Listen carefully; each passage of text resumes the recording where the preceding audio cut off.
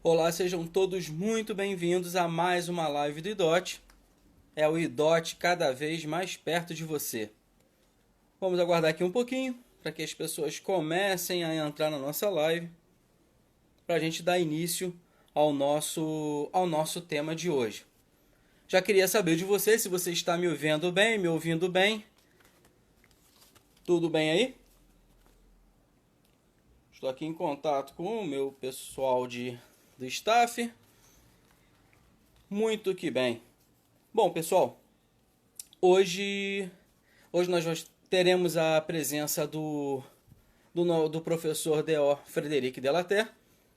E antes disso, antes de chamá-lo, eu vou falar sobre as nossas ações, os comentários, os recados que eu tenho para passar para todos vocês.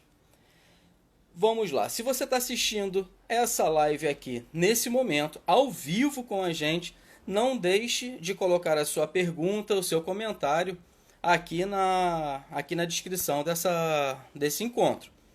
Se você está vendo pelo YouTube a gravação, ou pelos stories do Instagram, ou até mesmo pelo IGTV, você também pode deixar o seu recado lá. Todos nós vamos ler e entrar em contato sempre que necessário e entender um pouquinho o que vocês estão achando dessa programação do IDOT. Sempre estamos trazendo um conteúdo de grande relevância para o seu estudo e para a sua carreira, como fisioterapeuta, como osteopata. Mesmo quem não é do IDOT é sempre muito bem-vindo aos nossos encontros. E fiquem atentos aos nossos recados. Vamos lá. Bom, vocês sabem que todas as nossas lives acontecem às segundas-feiras às 19 horas. Porém, semana passada foi às 17, hoje vai ser às 18, por conta do fuso horário do professor, né? Nós tivemos na semana passada o professor que estava na Alemanha, dessa vez nós temos o professor que está em Portugal. E quero passar aproveitando, passando a programação da semana. Então, hoje nós temos a nossa live, toda segunda-feira a nossa live. Na terça-feira tem o IDOT Entrevista. A entrevista que vai sair amanhã está sensacional, com o osteopata Alan Berges, que é o autor do livro A Quinta Lei da Osteopatia. Esteve no nosso congresso no ano passado. Na quarta-feira tem o IDOT em Casa, o curso com o Zezé e os convidados para falar sobre vários assuntos pertinentes à osteopatia. Na quinta-feira tem a mesa redonda, também sensacional, que nós vamos abordar todo o nível 2 da nossa formação, né? O sistema tônico postural e as vias de comunicação. Está muito interessante. Na sexta-feira, nós temos o Estudando com o NUP, Osteopatia e Ciência, conduzido pela professora Anne Castelliani, também outro programa imperdível. Nesse sábado agora, nós temos a quinta e última aula do workshop Como se aproximar ou reaproximar dos seus pacientes durante a quarentena. Não esqueçam, assim que o professor Frederic estiver conosco aqui, tire o print da tela para no final da nossa live você fazer um post marcando @idotOficial, a sua unidade, a hashtag IDOT perto de você e o professor Frederic Delaterre. Ok? Beleza, Vanessa tá aí. Ótimo, vamos, estamos aqui, beleza. Quero ver quem vai falar mais aí, hein? Bom, vou convidar aqui o professor Frederic, que vai falar sobre o tema Como refinar as técnicas do iniciante ao professor, o caminho de uma vida. Enquanto eu chamo o professor Frederic, enquanto ele aceita aqui a nossa transmissão, você pode clicar aí no aviãozinho, chamar cada vez mais pessoas, cola o dedo no coração para dar maior relevância da nossa live pro Instagram e entregar esse nosso conteúdo para cada vez mais pessoas que precisam entender ou querem entender mais sobre osteopatia. Combinado? Então, aceitar o convite.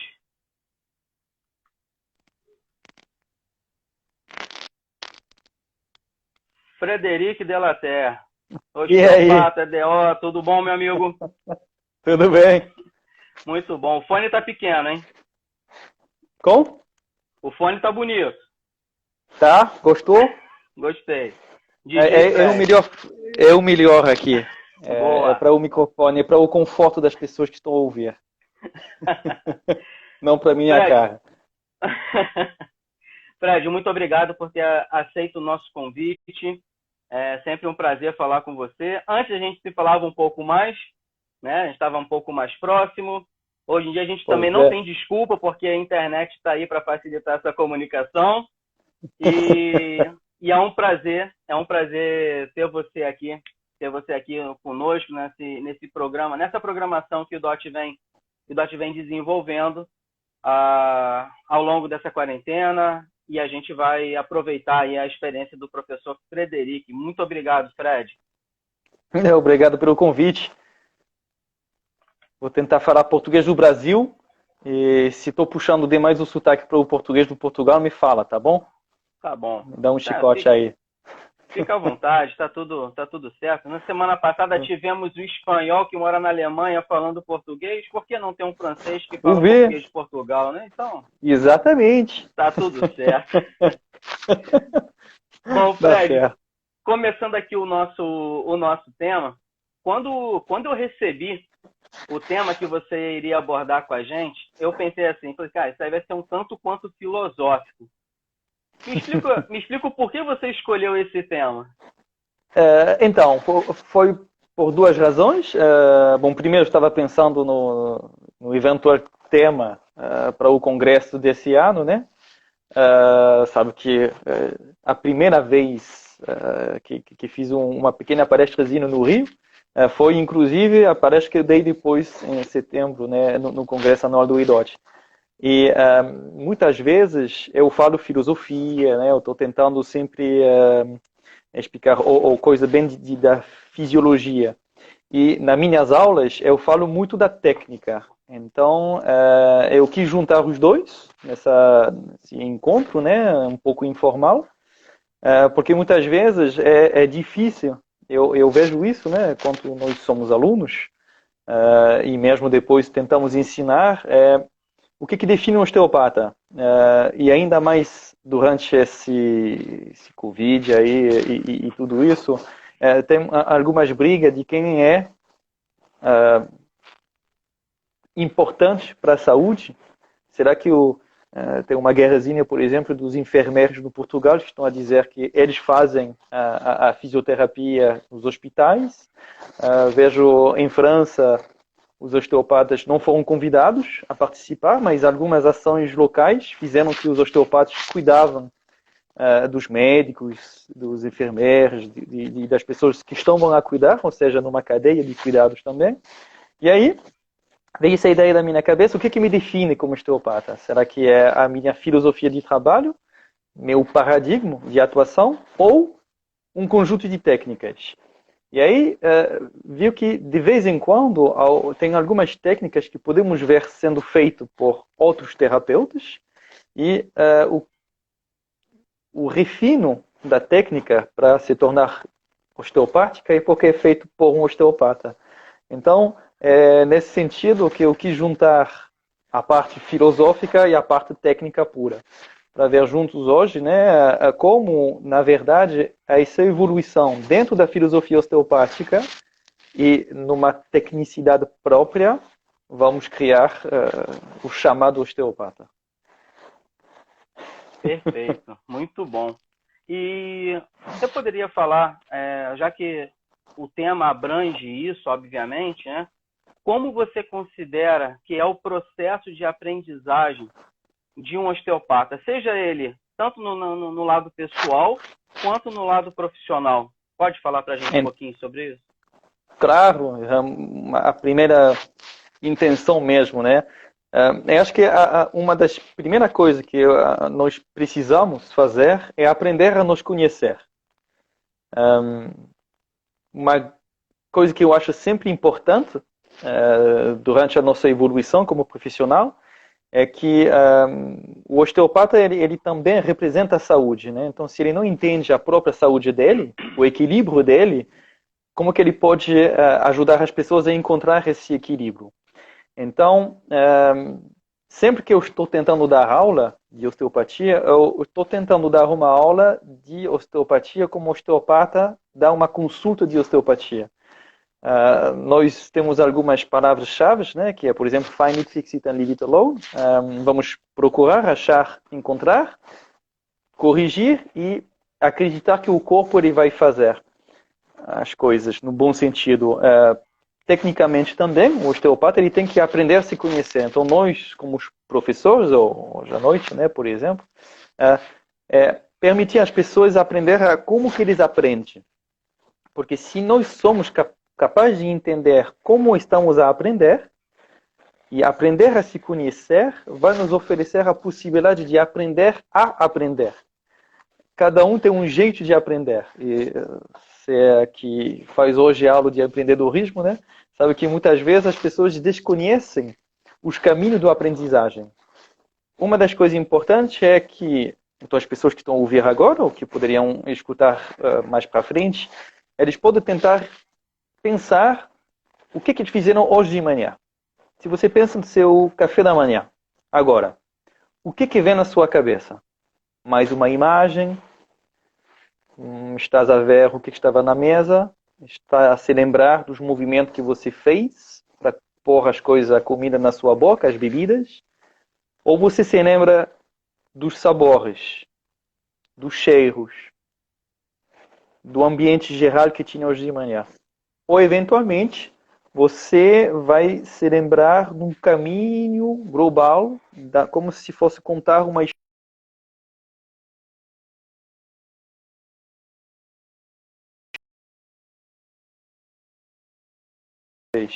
mais kinestésicas. Cada um vai enxergar o mundo do seu próprio jeito. E o jeito de enxergar o mundo vai lhe oferecer uma possibilidade de, além de entender o mundo, brincar e interagir com esse mundo. Então, do mesmo jeito, quando vamos aprender técnicas, acho que o primeiro passo é entender como que estamos a aprender, para depois poder potencializar esse jeito de aprendizar. Sabe que eu pratiquei bastante artes marciais, né? E a dança também. Teve uma ótima professora de dança que está aqui, né? A Cíntia, que me ensinou o forró, por exemplo.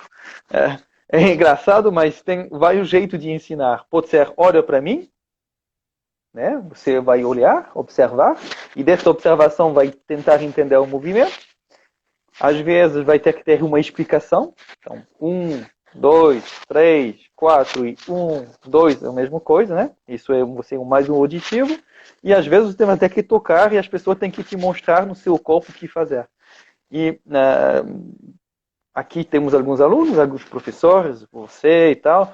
Podemos ver que tem alunos que só falando ele entende, outros ele tem que ver mesmo e pede para você refazer. A maioria da gente é assim, né? Mais de 60% das pessoas são mais visuais e outros precisam repetir o movimento. Quando você tem uma sala de aula, tem sempre uma ou duas pessoas que estão a mexer, né? Fazendo os movimentos e tal, para sentir o movimento dentro deles, enxergar o conhecimento da técnica para poder conseguir aplicar ela em seguida.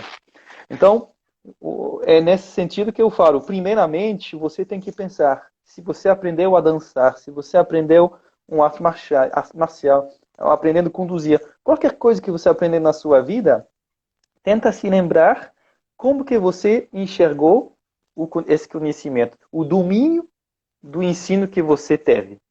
E assim você vai poder entender como que pode aprender a fazer as técnicas, né, do seu próprio jeito. Como engolir uma informação, eu não posso te ensinar a aprender, não posso aprender para você, não posso memorizar as coisas, e você vai ver que tem pessoas que vão ter que repetir muitas vezes, pessoas que vão ter que cortar em sequência, outras pessoas que vão ter uma linearidade no entendimento das técnicas, e em função disso, aceitar o jeito de aprender. Perfeito, Fred. E dentro desse contexto do aprendizado, obviamente que a gente vai ter que falar da técnica, né? Isso mesmo. E você pode falar para a gente sobre os diferentes momentos da execução de uma técnica osteopática, por exemplo. Você fala muito sobre isso, né? E isso vai passar exatamente. por esse processo de aprendizado anterior. Exatamente. Então, primeiro, vamos compartimentar um pouquinho grandes classes de técnicas, tá bom? Vamos ter as técnicas AVBA, o thrust, né? O crackzinho, o estalinho, como alguns falam. Esse ele vai ter algumas sequências para ser mais entendido. E tem algumas pessoas que vão sentir-se mais confortáveis nesse tipo de técnicas. Outro tipo de técnicas são as técnicas faciais.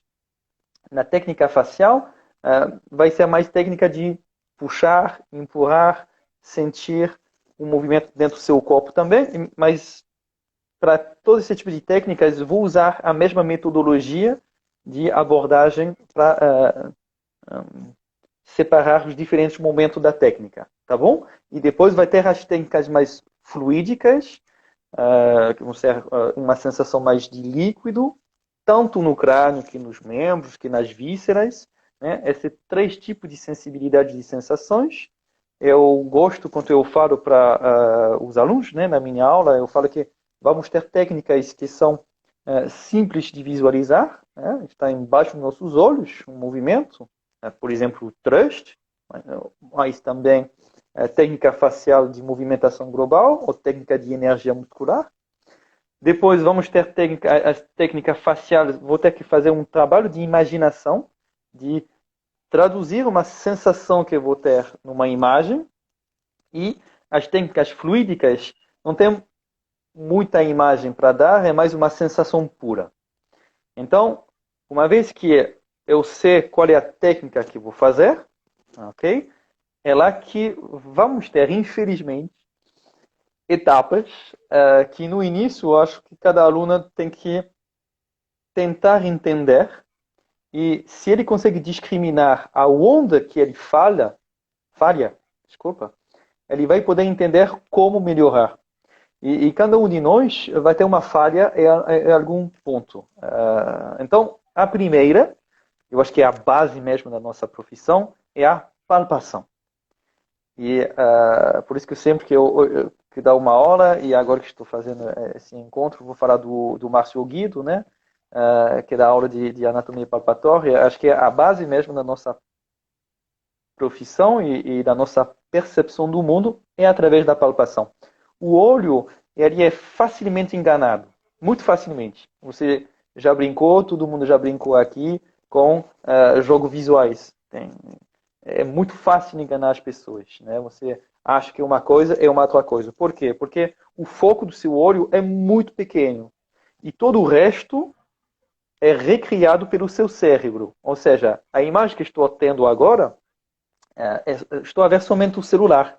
E dentro do celular estou a ver sua cara, que você tem em cima, no meu. As pessoas que estão a nos ver, estão a ver o celular. Porém, eles conseguem enxergar os arredores. Tem a sala ao redor de mim e tal. Aqui dá para enxergar as coisas. Porém, não estou a ver eles. Eu vi eles uma vez e depois meu cérebro mantém isso dentro do meu cérebro. Quando se trata da palpação, é muito mais difícil de enganar. É um dos sensos mais difíceis de enganar no corpo humano. Ou seja, às vezes a nossa dificuldade é transitar para uma percepção visual a uma percepção manual. E por isso que tem pessoas que precisam fechar os olhos, né? São os visuais, que vão ver com os olhos. Outros não precisam, e outros vão precisar mexer mesmo. Você já viu? E, se me lembro bem, você é um pouco assim. Você precisa apertar e desapertar nas coisas para sentir bem. É isso ou não? Exato.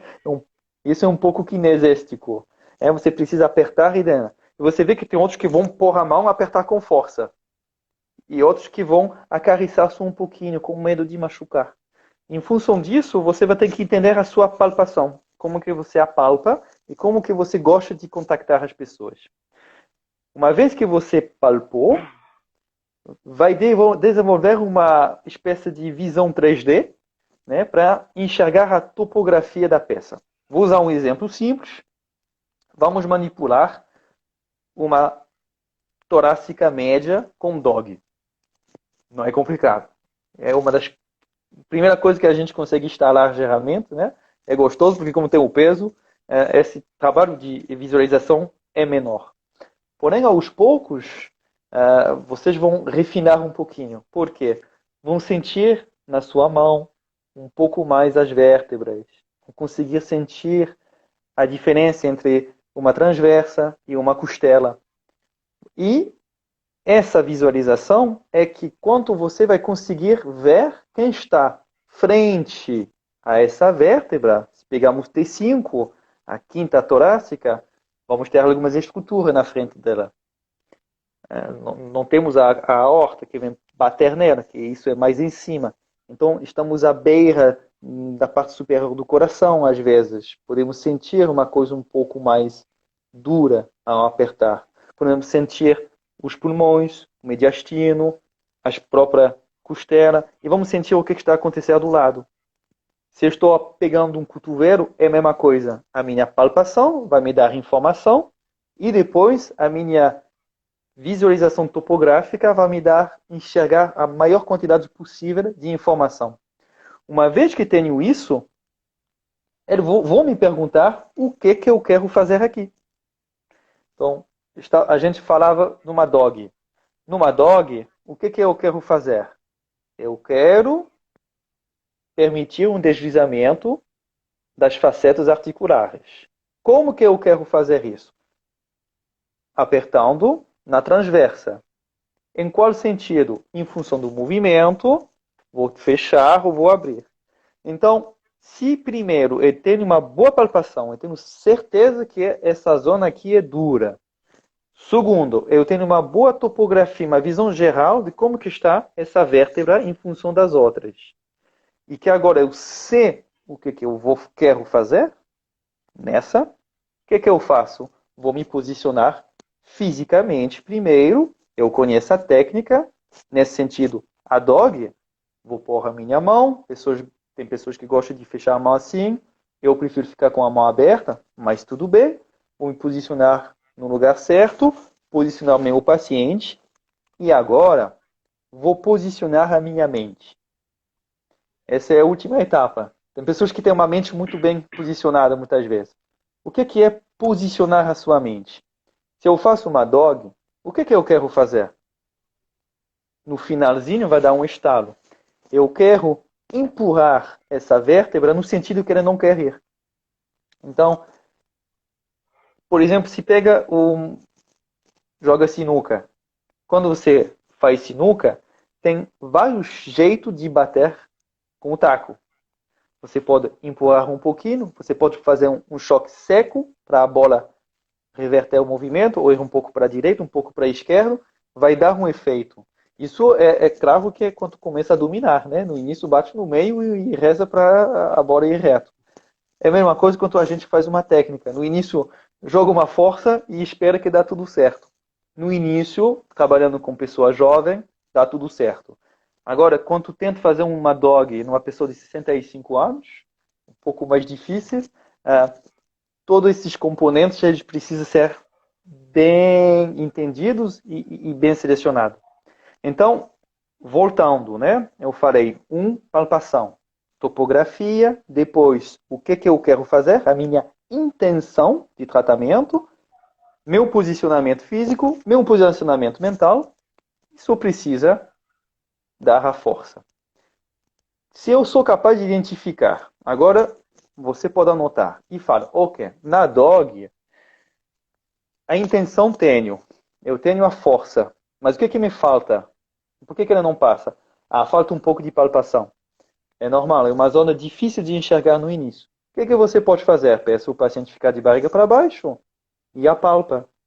Nunca é uma desperdício de tempo de massagear um pouquinho o músculo. É por isso que eu gosto da proposta do IDOT, né, que estamos fazendo agora, é trabalhar um pouco no neutro, entender os músculos, os nervos e tal, discriminar aos poucos, para quê? Oferecer um maior conforto possível para nós, terapeutas, na escolha da técnica e na atuação da técnica. Se eu passo um tempo tocando no meu paciente, ele, além de relaxar, vou aprender um pouquinho mais sobre ele. Né? É apalpando que vou começar a sentir a diferença na pele, um deslizamento entre a pele e a face superior, um movimento que não tinha sentido no início, com a costela, ou com a torácica inferior, e pronto. Se pegarmos, por exemplo, um joelho, o joelho ele é mais simples de apalpar. Muitas vezes é simples. A topografia ele vai ser mais rapidamente de aquisição. Porém, eu posso ficar perdido porque são duas articulações meio plana, com uma articulação redonda, com o menisco no meio, tendo problema de visualização. Então, pode ter problema para saber, na verdade, o que você quer fazer. Então, ou pode fazer isso no grupo de estudo, ou, meu maior conselho, eu fiz isso a vida inteira, eu continuo fazendo isso. Vou explicar a técnica ao meu paciente. Fábio, você sabe mais que eu, você ensina, né? A gente aprende mais ensinando. Você, né? Aprendeu, acho mais no empreendedorismo ensinando ele que fazendo. E depois você tem ideia, né? Fazendo. Falei, eita! E é a mesma coisa. Eu, muitas vezes, não tenho medo de pegar um livro de anatomia, antes mesmo da técnica, abrir o livro para explicar ao meu paciente, olha o que eu vou fazer consigo. Vê uma pessoa que está com medo, já atendeu ele uma vez. Não precisamos fazer uma técnica cervical de AVBA a primeira vez. Podemos fazer outras técnicas, mas volta e sente que precisa fazer essa técnica. Você está se cagando, porque é a realidade na nossa profissão. Está meio com medo, não tem uma grande confiança, o que pode fazer? Antes, por ter preparado você. Pensando, vou fazer essa técnica naquela paciente. O dia antes, eu faço muita visualização. Eu vou ver todos os pacientes que vou ter o dia seguinte, e se eu já teve um paciente antes, já vou pensar um pouquinho no que ele talvez precisa. É um trabalho que ele vai demorar mais ou menos uns 5, 10 minutos no máximo à noite, antes de terminar meu dia de trabalho. Eu já vou me projetar. Aí de manhã, vamos supor que o paciente vem às 10, eu já vou ter meu livro ao lado, eventualmente a aula do IDOT, você abre, dá uma olhada e explica para o seu paciente. Vou fazer essa técnica, vai fazer isso, vou fazer isso, vou fazer isso. Explica tudo o que você faz. E vai ver que às vezes explicando, vai entender por que você está fazendo isso.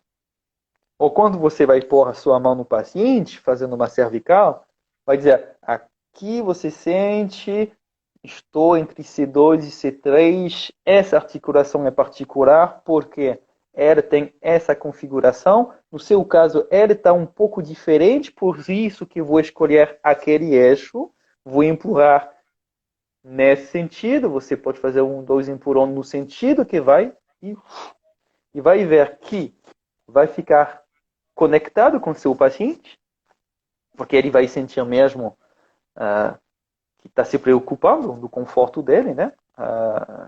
Você vai poder passar as diferentes partes do que vai acontecer e vai melhorar para mim o sentido da sua técnica. Porque, além de explicar, acabou de ver de novo como que ela se faz, explicou como que ela se faz e vai aproveitar, ficar um pouquinho mais tempo no momento que você está mais errado. Se seu maior problema é a palpação, pega um tempo apalpando a pessoa, dizendo, isso é C3, isso é C2. Você sente aqui, está mexendo. Aqui não mexe. Se eu aperto aqui nesse sentido, tem um pequeno movimento. Nesse sentido, não tem tanto. Às vezes é 2, 3 graus para frente, para trás. E assim, explicando, você vai refinar o eixo e vai encontrar para onde que você vai manipular daqui a pouco. Você está tranquilo na palpação, vai explicar a topografia para seu paciente. Pode ter o livro do lado. A terceira cervical, o que vamos ter? Ok, vamos ter é esse nervo, essa estrutura visceral na frente. Se é C5, vamos ter o pendurado, a faringe, vamos ter o músculo. Poder explicar para um paciente uma coisa que eu faço bastante, por exemplo, está puxando em C5, pede para o paciente engolir, ele está com dificuldade, relaxa C5, engole de novo, está livre. Qual foi a diferença? E aqui ele pode entender que essa manipulação de C5 vai melhorar também o refluxo, ou vai oferecer uma possibilidade de não fazer esse movimento de cabeça cada vez que ele está engolindo. E aí começa também a ver outras estruturas, visualizar outras coisas, e só numa técnica cervical relativamente simples, ele é ensinado no primeiro nível do IDOT, né? Então é fácil, entre aspas, né? Tecnicamente. Quando você vai conseguir visualizar sua C5 com o crânio, com as vísceras, com a posturologia, a C5 se torna difícil de novo manipular. Não sei para você, mas para mim ficou mais fácil fazer a manipulação de cervical quando eu aprendi no início que um ano e meio depois. Um ano e meio depois eu tinha dificuldade, porque estava pensando em tantas coisas que eu ficava com medo mesmo antes de manipular, né? Aí depois eu comecei a relaxar e fazer essas etapas, explicando para os meus pacientes, porque finalmente, quantas técnicas você faz durante uma consulta? Poucas. 5, 6, 10 no máximo, e tem 45 minutos. Ou seja, tem muito tempo para refinar, apalpar, tocar, massagear um pouco, mobilizar, encontrar a zona mesmo, entender os eixos, visualizar a topografia e atuar. Perfeito, Fred. Eu vejo que acompanhando, né, a osteopatia ao longo dos últimos anos, eu percebi que o processo de aprendizado ele não se dá na aula necessariamente. Ali você tem um primeiro contato e o aprendizado ele se dá no momento que você tem um paciente ali na sua frente, onde você tem que usar todos os seus recursos para ajudar uma pessoa que está necessitada. E é naquele momento que você me corrige se eu estiver errado, obviamente, mas é naquele momento que você vai experimentar tudo aquilo que você aprendeu, ou seja, você vai usar todo o seu conhecimento, você precisa colocar em prática, repetir sistematicamente até você atingir a excelência, né?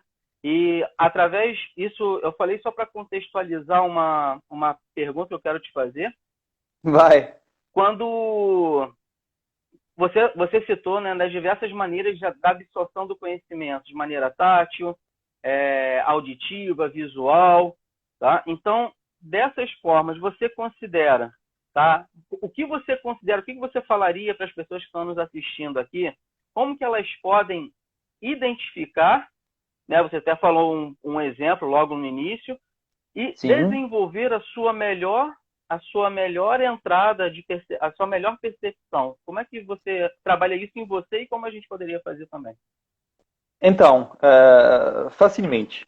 A primeira coisa que eu vou perguntar para as pessoas é, já se teve uma experiência de aprendizagem anterior, de um certo domínio? Se artes marciais, dança, vi que teve a Karine aqui, né, dança, então, por exemplo, ela tem uma certa e bastante sabedoria sobre como aprender, e ele ensina também Pilates. Então, primeiro é entender como você aprende. Como que fazer isso? Simplesmente tentando entender o que não funciona quando você aprende. Você lembra da palestra que eu tinha dado, né, sobre as falhas, né, meus fracassos? Dos fracassos que a gente aprende mais. Quando você acerta um chute no futebol, aí é difícil ensinar para quem é dotado. Eu acompanhei bastante boxeadores profissionais. É difícil pegar um cara que é muito forte e ensinar para ele. O Cristiano Ronaldo, quem conseguiu ensinar para ele? O Zidane. Antes disso, era complicado falar para o Cristiano Ronaldo, faz isso, por favor. Quando o Zidane chegou, tinha como falar, ok, porque O cara domina muito bem o movimento. Então, a maioria da gente não somos Cristiano Ronaldo, nem Messi, né, Ronaldo Fenômeno, somos nós. Então, temos falhas. E entender as nossas falhas vai nos oferecer a possibilidade de entender o que não entendemos. Simplesmente, eu não consigo sentir. Tem um paciente, os alunos que falam, eu não consigo sentir, professor. Trabalha a palpação, então. Seu problema é que precisa ver, visualizar. Então, são pessoas que podem, por exemplo, se conseguem investir num crânio quebrado, pode comprar um crânio quebrado, mas se não tem muita grana, vai comprar esse tipo de coisinhas. Isso é um brinquedo da minha filha, ok? Vai comprar, então isso é esqueleto, vai comprar um esqueleto desse tamanho, qualquer outra coisa de várias formas, pega um saquinho fechado, bota os eles dentro e tenta decorar quem você vai pegar. Acho que é fácil, é muito difícil. Eu fiz isso no segundo ano da minha formação e não é tão fácil assim. Vai ter um dia que consegue perceber bem, outro dia que não. Porque vai ter que sentir as pequenas formas e tal. É fácil quando você vê ele, fala, não, isso é esqueleto. Esquilinho, né? Esquilo, tá bom. Esquilo. Isso é um esquilo. Aí, se tem vários, 3 ou 4 ou 5 ou 6, mesmo sabendo o que é difícil decorar com sua mão e saber quem é na sua mão. Aí faz com a mão esquerda e com a mão direita. As duas mãos. Ambas mãos para desenvolver. Isso é simples para quem tem dificuldade para a palpação. Porque vai desenvolver a palpação epicrítica da sua mão. Para desenvolver a palpação profunda, isso é um contato mais penetrante. Vai ser uma sensação do tendão. Para ter essa sensação, vamos tentar, então, enxergar. Pode ser feito com esse tipo de coisa, porém, é bom ter quase a mesma coisa. Você vai dificultar tendo não animais diferentes, mas animais muito parecidos. Vai ter pessoas que não têm dificuldade nenhuma para isso e que não vai ter dificuldade para outra. Quando os animais são parecidos, é o tempo que você vai... Não tem como apertar com força ou apalpar e desapalpar. Né? Meu visual aqui. Se você faz isso com ele, não pega nada, nenhuma informação. Você vai ter que pegar e deixar na sua mão. Acariciar um pouquinho. Isso é a percepção mais profunda. Isso vai ser aquele que tem dificuldade de visualizar em 3D. Não aquele que vai ter dificuldade para palpar. Depois, agora, se você tem uma dificuldade de posicionar fisicamente ou mentalmente, isso é um trabalho que pode fazer ou na meditação, ou no yoga, em qualquer atividade que você vai ter, fora do consultório também. Pode ser também no futebol, quando está jogando futebol com os amigos, ou se você gosta de cozinhar, né, cozinhando, eu gosto de cozinhar, né, cortando uma cebola ou cortando uma coisa, eu quando corto cebola não estou enxergando mais nada, estou chorando tanto que não vejo mais nada. Aí é bom, aí eu tento cortar ela mesmo sem os olhos, só com uma palpação e com muita perturbação emocional, que está chorando aqui é difícil. Então, se colocando em posições difíceis emocionalmente para se obrigar a sempre posicionar mentalmente. Voltando ao Cristiano Ronaldo, né? O Cristiano Ronaldo, quando ele está a fazer remates, a bater a cobrança de falta, né? Ele faz o que faz um jogador de rugby, né? Que é concentrar, olhar, visualizar a bola, e são momentos muito particulares para ter a maior precisão possível. Isso é a mesma coisa quando eu vou tocar, vou respirar e pensar somente nisso. Né? Todo o meu foco vai ser aquele. Esse trabalho de foco, claro que no início é mais difícil. Isso ele vai melhorar aos poucos. No meu caso, foi aquele que demorei mais tempo para pegar, mas eu tinha amigos que conseguiram fazer isso muito rapidamente. Não quero citar ninguém aqui, porque às vezes tem pessoas que ficam com ciúmes ou tal, mas tem alguns alunos que eu já vi passar aqui, não falei oi, mas que já me ultrapassaram há muito tempo nesse sentido da concentração. Você vê os alunos super concentrados. Graças a Deus, tem outras dificuldades aí ainda eles me respeitam como professor, mas daqui a pouco vai cair. Bom, já que você falou dessa questão de aluno-professor, né, como que o professor pode ajudar um aluno na aquisição dentro da aula, na aquisição dessas experiências, né? Como você, como professor, dentro da sala de aula, obviamente todas essas orientações as pessoas podem fazer em casa, enfim, dentro da sala de aula, onde você não tem esses recursos, como que você ajuda um aluno se você já percebeu dificuldade em uma dessas captações sensoriais? Isso. Eu vou falar do que você falou antes, que é o mais importante, finalmente, é o que faz o aluno. Eu acho que nessa troca, professor-aluno, na osteopatia, é um pouco como a troca paciente-terapeuta na osteopatia. Primeiro, o aluno ele tem que se preparar o mínimo. Ou seja, se ele tem dificuldade, o primeiro passo é entender a sua dificuldade. Então, como que eu posso saber a minha dificuldade? Trabalhando.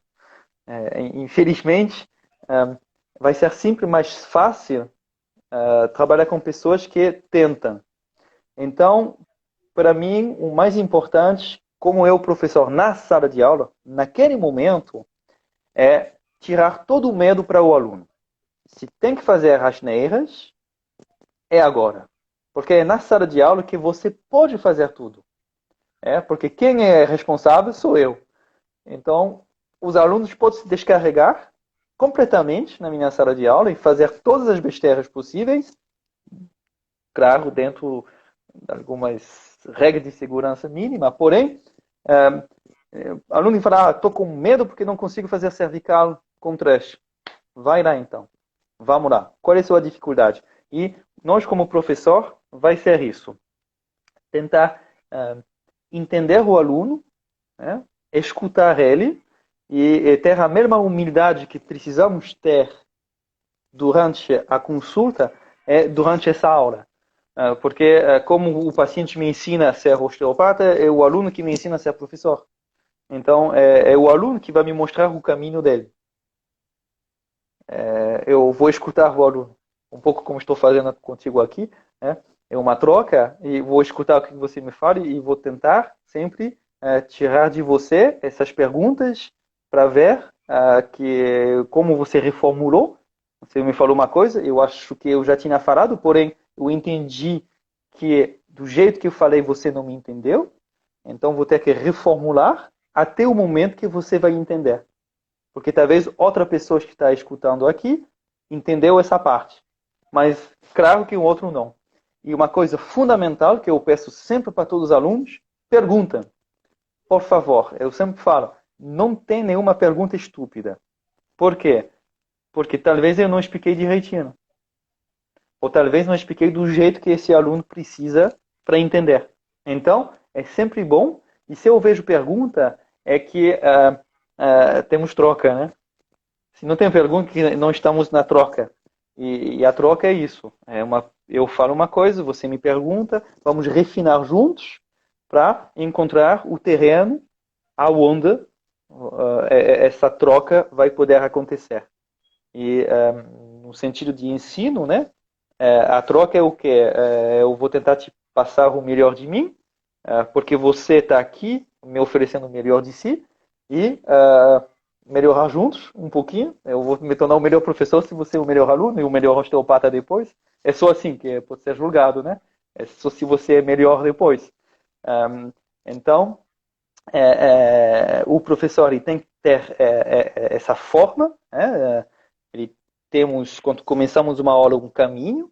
Sabemos o que queremos passar, qual é o conteúdo dessa aula, e vamos adaptar cada vez que podemos, né, para a maioria de alunos. Uma vantagem que temos no IDOT também é que as turmas não são gigantes, mas não são pequenas também, o que é bom, porque turma muito pequena é difícil também, porque a troca é mais complicada, e quando tem mais gente, é muito difícil.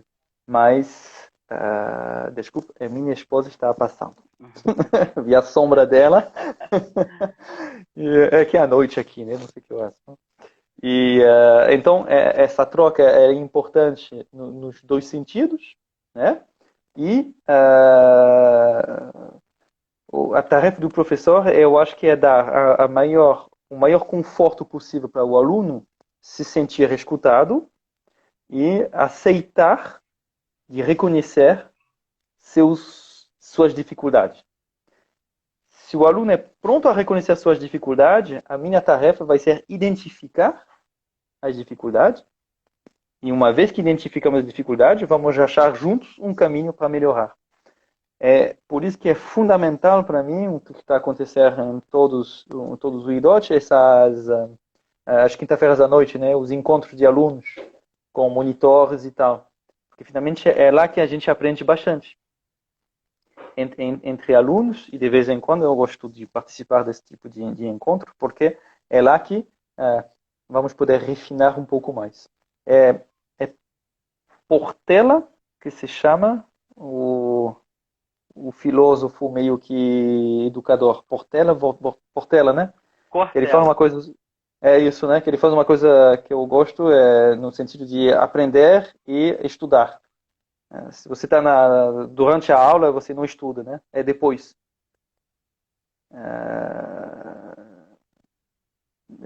O estudar é depois da aula, né?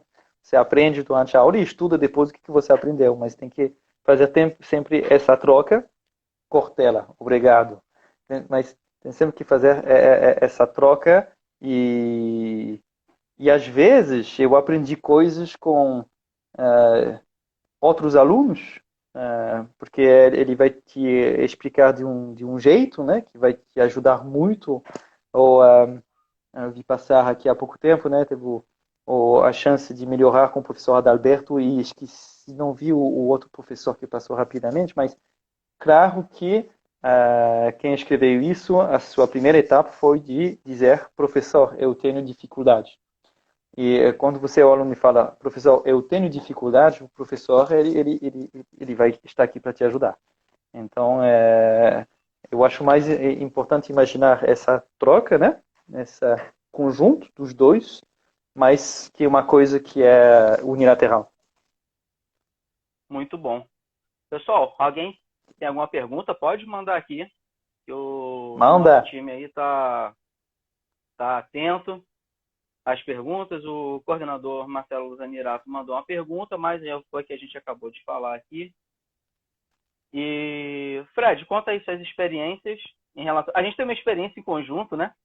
Com essa questão do aprendizado, né? Tem uma história aí que, de vez em quando, eu conto para as pessoas. Vou tomar a liberdade de contar, de falar essa parte da história e como que esse processo de aprendizado foi importante. Eu atendi uma pessoa que fez uma lesão, fez uma listese por conta de esqui, sofreu um acidente, não conseguia melhorar com nada, a gente fez um tratamento e melhorou demais e ficou um ano indo ao consultório para fazer um acompanhamento. Ele entendeu a importância de fazer o acompanhamento, até que em determinado momento ele ia voltar para o local onde ele sofreu o acidente.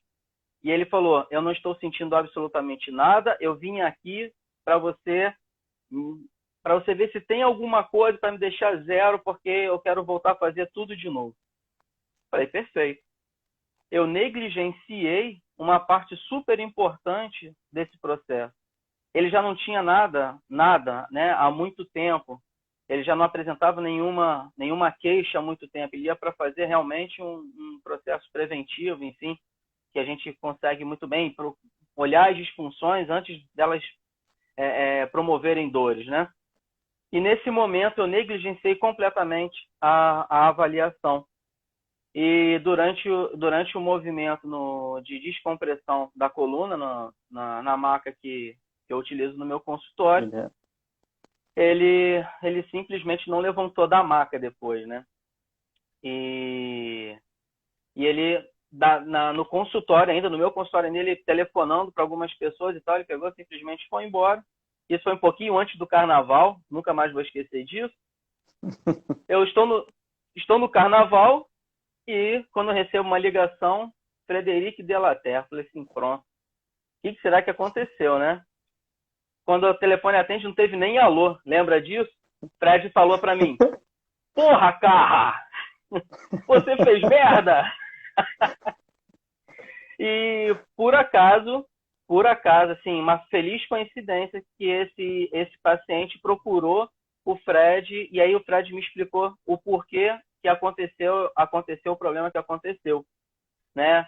Ele já estava num processo de flexão muito grande, eu botei mais inflexão ainda, e ele teve um esgarçamento ali do ligamento, e que aí ele ficou bem logo depois, né? Logo depois de botar Claro, as próteses, né? claro. Agora ele anda, né? Agora ele anda. Mas isso é brincadeira, ele, assim, ele ficou super bem depois, né? O Fred conseguiu. E isso é para ilustrar uma experiência que a gente teve em conjunto da falta Sim, de percepção da necessidade da avaliação independente do momento que aquela pessoa se encontra. E isso encaixa muito bem com tudo isso que a gente veio falando aqui nessa live de hoje, né, Fred? isso. E finalmente você nunca mais esqueceu de dar uma conferida no cóccix. Depois Nada, dessa, nunca. pra fora. Mas A gente aprende por repetição ou por forte impacto emocional, né? exatamente. A Escutar, cristalização da memória escutar é aquele essa. porra, carra, no meio do carnaval foi Tadinho. pronto, pá, marcou. Então nunca mais a gente. Mas é Porque isso, né? sim, sim, bom, a chance que nós conhecemos, então consegui falar para ele que não foi o erro sua, ou da máquina, não sei o que, né, e mais, foi o que? Um erro clássico que acontece, a gente acaba criando uma amizade com o paciente e trata ele como um cara, né, um amigo. Aí esquece que tem essa pequena responsabilidade às vezes e que não pode fazer o que ele quer, o que ele pode receber. E foi esse pequeno chip aí, o nível mental, então vê que evoluiu bastante, né? Não foi um problema de palpação, de topografia, de o que eu quero fazer, de técnica, nem de posicionamento físico, foi o seu posicionamento mental, no que você estava querendo fazer para ele, não era o que o corpo estava pedindo. Aí o posicionamento era levemente diferente e aí criou isso um pouco. Eu ouvi passar rapidinho, posso? Que eu ouvi passar alguém que perguntou sobre o tato profundo, Pô, por favor. exercício que você pode fazer. Muito simples. O tato profundo, você tem que contactar ou rapidamente as coisas. Então, você pode eventualmente botar peça de moeda, que é o mais simples, né? Todas as moedas que você tem. E aí, pode pegar moeda de 5 centavos ou de 10 centavos. A 10 centavos é aquela redondinha assim, né? Então, pode pegar 5 centavos é maior no Brasil. Então, às vezes é melhor pegar aqueles 5 centavos. Aí você pega a moeda de 5 centavos, pega um martelinho e dá uma martelada em todas elas. Para todas elas ter uma forma diferente. E bota um número em cima delas. Então você vai pegar 3 no início, 4, 5, 6, 7, 10. Aí vai ver ela, vai tocar ela, vendo ela. Se lembrar que o número 1 é esse. E joga o seu saquinho. Aí bota a mão rapidinho, pega, toca e tem que saber qual é a moeda. Isso é uma coisa bem engraçada. E depois pode fazer isso em churrasco, por exemplo, né? E quem paga a cerveja é quem não acerta. Aí só churrasco de osteopata, aí dá uma confraternização simpática. E a gente fazia isso bastante quando eu era estudante. Mas são jogos assim. A palpação profunda ele tem que ser rápida e sem apertar muito. Então, tudo que vai dificultar essa sensação pode ser um jogo que você pode fazer. Também, aproveitando todas as consultas, eu deixava a mão em cima do corpo do paciente, 3, 4, 5 minutos, para nada. Só para ver o que chegava na minha mão, sem pensar em nada, para ver o que acontecia. Você acabou de fazer um teste, bota a mão na zona, testa como você testou antes, mas pode deixar a mão um pouquinho, ver se tem um desenrolamento qualquer, uma sensação qualquer. E depois vai ver que aos poucos a sua mão vai conseguir refinar essa sensação para enxergar um pouquinho mais essa visão 3D que falei, né? Vai conseguir sentir um pouquinho mais as diferentes possibilidades de movimento, mesmo se ele é inferior a 1 milímetro. Perfeito. Fred, pelo avançar da hora, a gente está chegando ao final desse bate-papo. Parece que só tem 10 minutos, mas já tem quase 1 hora. E queria agradecer imensamente a sua disponibilidade. A gente sabe das dificuldades por conta do fuso, a gente casar alguns horários, mas nós conseguimos ajustar isso aí. Muito obrigado pela sua disponibilidade, pelo seu conhecimento, por estar aqui com a gente. Dá o seu recado final, que a gente tem 3 minutos. Eita, então eu quero agradecer seu convite do IDOT, né, como sempre. Obrigado por ter aceitado fazer isso um pouco mais antes, né, porque agora são 11 horas da noite para mim. Aí então, senão ia fazer muito tarde, não ia ter a mesma energia. Espero poder voltar em breve, né, assim que abre de novo esse mundo e as possibilidades de viajar. Espero poder voltar. E um recadozinho pequeno para as turmas de Brasília e de Goiânia. Eu teve que ir embora, a hora estava marcada e ele foi posgatado para mais tarde. Muito obrigado pela sua compreensão. Eu fiquei meio triste de não poder ter dado essa aula, mas enfim, é a vida e é para o melhor de todos. Obrigado por ter escutado essa pequeno live aí, e se precisar, pode me convidar quando quiser, seria sempre um prazer. Perfeito, Fred, muito obrigado. Queria agradecer a todos vocês que estiveram aqui com a gente até essa hora, e não deixem de assistir toda a programação online do IDOT. Só lembrando mais uma vez que nós temos amanhã a entrevista do Alan Berges, na quarta-feira o curso do Zezé, o Zezé em Casa, com convidados, com professores convidados. Na quinta-feira, a mesa redonda, onde nós vamos falar sobre o sistema tônico-postural e as vias de comunicação. Na sexta-feira, osteopatia e ciência, com a professora Anne Castellani. No sábado, a última aula do curso do workshop, como se aproximar ou reaproximar dos seus pacientes em período de quarentena. E na semana que vem, acontece tudo de novo. Segunda-feira, às 19 horas, estaremos aqui de volta. Fred, grande abraço, espero que você possa voltar o quanto antes e até a próxima. Valeu, meu amigo, Valeu. Um abraço, boa noite a todos. Abraço.